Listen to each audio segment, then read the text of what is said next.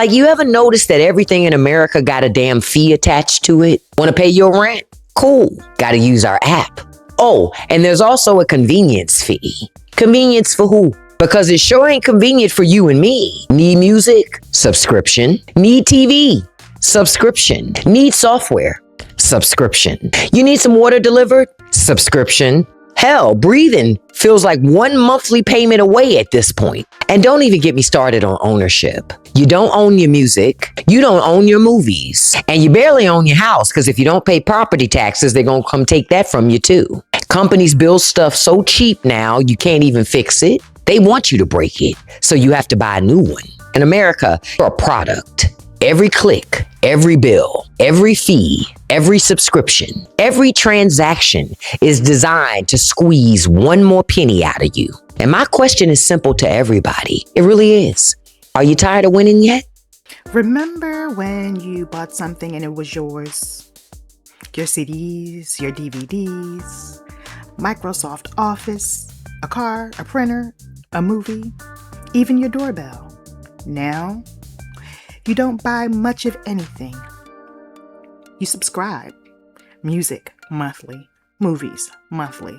TV, monthly.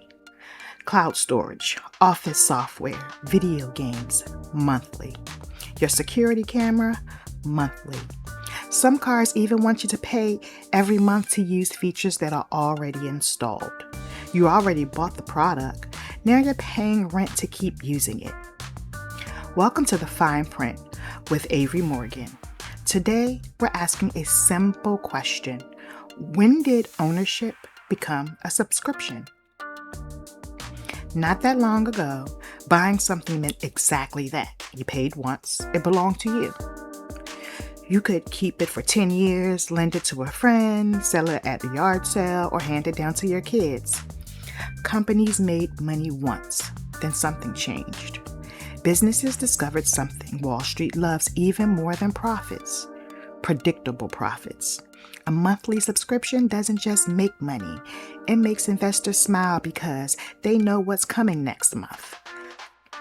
That's recurring revenue. And recurring revenue became the business model everyone wanted. Hey, listen to me. I just tried to print something from my printer that I own. My printer that I own, with ink that I purchased, and paper. And I can't print without a subscription plan.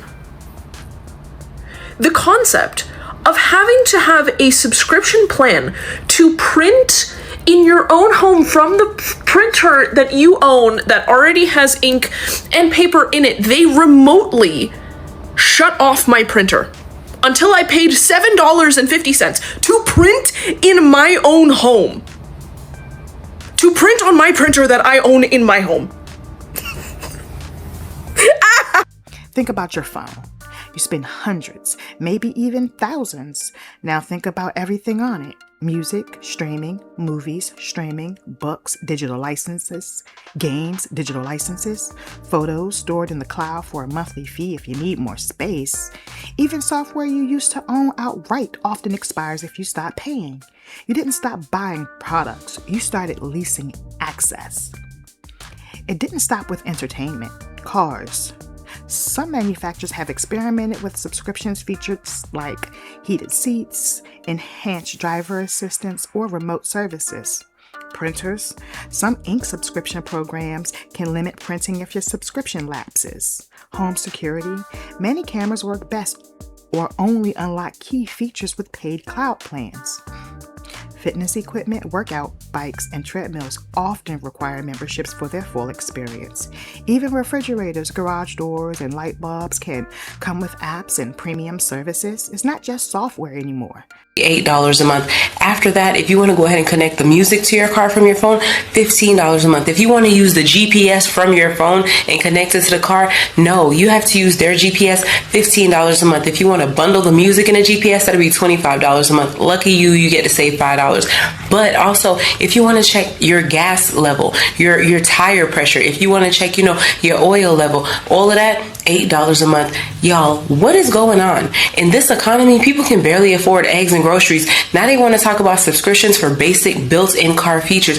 Y'all remember when the World Economic Forum was talking about, oh, you'll own nothing and you'll be happy? This is exactly what it's giving. Because to whom is this helping? This is more detrimental than helpful. Like, this is not where people thought that tech was going to go. Do y'all remember when that artist was out on the highway and he had used his vehicle in a music video, and the manufacturer was so unhappy that he utilized their car in his music video that they completely stopped him from being able to drive it, had him stuck on the highway? Yeah, this is where tech is going. On top of that, I personally know somebody who woke up, they had a push start vehicle, and they turned on their car and the car said, you have a limited amount of starts left. They went back to the dealership that they bought the car. The dealership was like, you're gonna have to cough up thousands of dollars in order to get more starts. I beg your finest pardon. I did not know this when I bought the vehicle. I say all that to say, please take heed. If you're looking to purchase a new vehicle, do your research, because people are out here in complete outrage. Just like I did not know that I would have to pay for all of these extra things just trying to get a vehicle. I'm already paying to get a vehicle. It makes no sense. The subscription model has followed us into our homes. Here's the part most people don't think about. When you buy a digital movie, do you actually own the movie? Usually, no. You own a license to access it under certain terms. If the platform loses distribution rights or shuts down the service, your access can change. The same idea applies to many ebooks, games, apps, and software. Ownership and access are no longer the same thing. That's a major shift in how consumers interact with products. From a business perspective, subscriptions, it makes sense. Steady income, more frequent updates, ongoing customer relationships, sometimes lower upfront costs for consumers. There are real benefits, but the trade-off is that you're often making a long-term financial commitment instead of a one-time purchase. For me, I need to cancel my service. That man said $500 to cancel. I said, sir, you out your mind? You want me to pay you $500 to cancel? I'm not paying you not a thing. He talking about some, well, I don't know what to tell you. I know what to tell you. I canceled that card on there so quick. You won't get no money out of me. Ha! Joke's on you. What? Why the hell are they for? You gonna make me pay you because I don't want your service anymore? Are you nuts? Do not go to Stretch Lab in Dallas. Don't do it. They're basically forcing you to stretch. I said I don't want to do it no more. Don't do it. One subscription feels inexpensive. 10 subscriptions can quietly become a significant monthly bill. Maybe subscriptions are the future.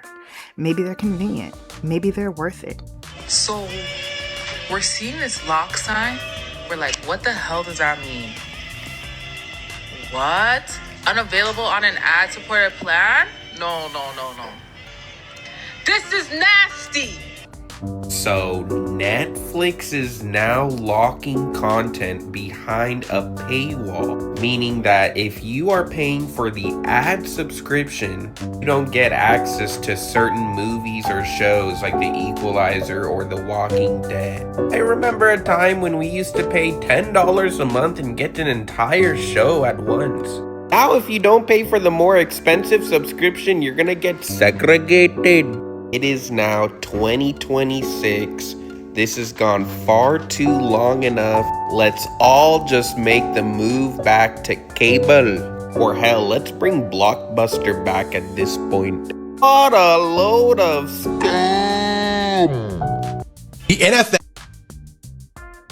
is quickly getting rid of all of their viewers because now to see all the NFL games next year, you're going to have 10 different subscription services. So the NFL used to strictly be on NBC, CBS, and Fox. It was very easy to go see all the games you wanted to see every single day, but now streaming services have ruined watching sports. Now for next year, you're going to have 10 different streaming subscriptions just to watch the NFL. You're going to have Netflix, Amazon Prime Video, NFL Network, Peacock/NBC. You're going to need Fox. You're also going to need CBS, ESPN+, Paramount+, YouTube TV, and NFL Sunday Ticket if you want to see every single game next year. And not only that, now the NFL is expanding to countries far beyond the reach of the regular NFL audience. Like literally 2 teams that are in California are going to have to go all the way to Australia next season to be able to play their football game. When they only are a few hours apart and all the fans would be able to come and see their teams, now they're going all the way to Australia, which we know is owned by rugby. It seems like Roger Goodell and the NFL only care about money and do not care about how many fans they upset along the way and how many fans they're probably going to lose to all of these new changes.